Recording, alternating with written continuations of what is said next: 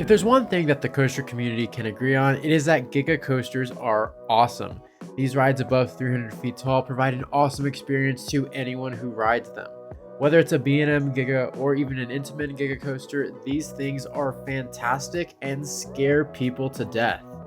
I'd say watching these coasters is even scarier than riding them. They are just so obnoxiously tall. With that being said, we haven't really seen a new Giga Coaster come to the United States in quite some time. Our last one was Orion. So in this video, we're going to be talking about what possibly could the next Giga Coaster be. Where will it go? Busch Gardens Tampa? Maybe Silver Dollar City? Maybe a Six Flags park? Or maybe no park at all and the model will lose popularity. Before we get into the traditional full circuit Giga Coaster, let's talk about Giga Coaster variants, such as Giga Dive Coasters and launched Giga Coasters. So for this, I think it is definitely possible that we could see multiple Giga Dive Coasters within the next 10 years. We know B&M is capable of building over 300 feet, and we know they're constantly innovating with their dive coaster model. This year we're getting Wrath, which has a lot of different elements that we haven't seen before, so this just goes to show that B&M wants to innovate their model. We also know this is somewhat confirmed with Six Flags Over Texas potentially receiving a Giga Dive next year, and everyone is excited for that. But what other parks could receive a Giga Dive? Well, Hershey Park I know was considering one for a while. However, they're now leaning into more of a launch coaster concept, but they could definitely have that in their back pocket. Dollywood was also considering a dive coaster, which would be pretty cool to see at the park. I know they would theme it a lot. However, right now they are currently focused on their new indoor attraction, which I might have to make a separate video on.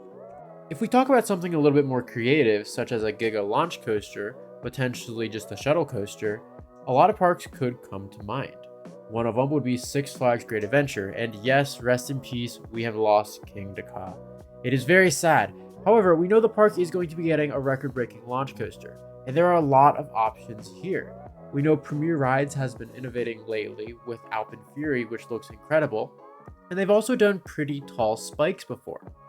If they did a coaster that had a 300-foot spike in the back and then rolls forward to do the whole layout, that would be pretty awesome. However, we know that Cedar Fair has had issues with this in the past. Hint hint, Top Thrill 2. So maybe that's not the most likely, but it is possible. It would be pretty cool to see something replace King Dakar that paid homage to it. That would be awesome. Now the part that y'all have been waiting for. What about the traditional Giga Coasters such as Intimidator, 305, or Millennium Force, or Fury?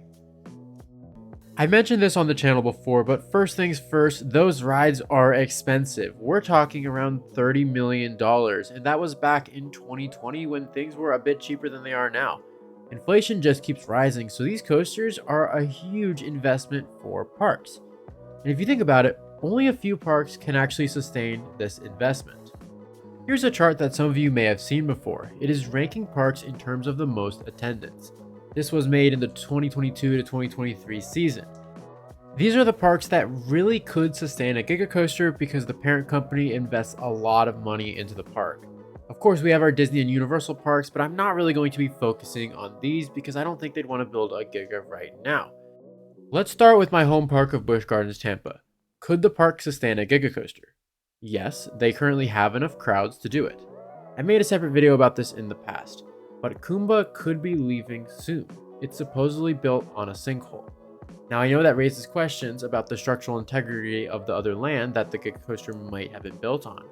But Busch Gardens definitely loves their guests, so if they're going to be removing Kumba, they're going to have to replace it with either some type of coaster that audiences will love. Whether that be a Giga Coaster or a Hyper Coaster, we don't know, but I think it is very likely that we will be seeing an airtime-focused coaster to replace Kumba. Now my time frame on this is not as soon as a lot of people say. I definitely don't think it will be next year, or probably not even the year after, but maybe 3 years time they could possibly, maybe, get a Giga Coaster. As for this, I would think a B&M Giga would be perfect, and if they save enough by doing smaller editions, aka Wild Oasis, it would be a perfect time to invest a couple years down the road. Now if this does happen, we would see signs relatively early because they would have to apply for a waiver from the height restriction, that the park has. But they did it with Quasi, so they can definitely do it with another attraction. Additionally, what are we getting opening this year in Florida? Well, Epic Universe. Epic Universe is going to create a huge demand for Florida theme parks. I highly expect Florida to get an influx of travelers solely for Epic Universe. And what an awesome marketing opportunity would it be if Busch Gardens Tampa had the tallest coaster in Florida? That would be pretty cool, and I think a lot of people would make the drive out from Orlando to come visit it. So that's just another reason why it could happen. Knott's Berry Farm was also considering getting a Giga, and that would make sense because the park receives a lot of visitors from being open year round. While it does look like that's not happening anymore, maybe a few years down the road they could reconsider. However, the layout was already pretty weird and they definitely have to be creative with their space there, so I'm not sure how likely that actually is. With the exception of maybe 4 other parks that I did not mention, there's honestly not another park that I think that could sustain a full traditional, out and back Giga, one of those 30 million plus coasters. And that's okay. We're seeing a huge shift in the theme park market. Now that Cedar Fair and Six Flags are one giant merged mega company, they look to be focusing on theming and overall presentation and guest experience a lot. It could be some time before we see another one of those coasters like Fury 325. It's just such a massive investment, but it's definitely possible. So for my final prediction, I would say we are 100% going to see at least 2 Giga dive coasters come within the next 5 years. The first coming at Six Flags Over Texas, and then another one at who knows which park. It could be Hershey Park, Dollywood, Silver Dollar City, could be really any other park. If it's successful in the Six Flags chain, they might add it to other ones as well. Magic Mountain would be a pretty good contender for this. I definitely think that would be possible. It would create a huge draw for the park on top of what's already there, the tallest dive coaster. But let's let Over Texas have that first. As for the traditional Giga Coaster, I gotta be honest and say I'm still leaning Busch Gardens Tampa. Hold up, let's make it interesting. If another park before Busch Gardens Tampa announces a traditional B&M or Intamin Giga Coaster, I will ride Air Grover at Busch Gardens Tampa for the entire day, with limited breaks. Even with the height restriction and SeaWorld's financial shape, I definitely think it's possible. I would be very surprised given how much common knowledge and I guess enthusiast memes there are about this if Busch Gardens hasn't at least priced it. They're honestly going to have to replace Kumba eventually is what my prediction would be.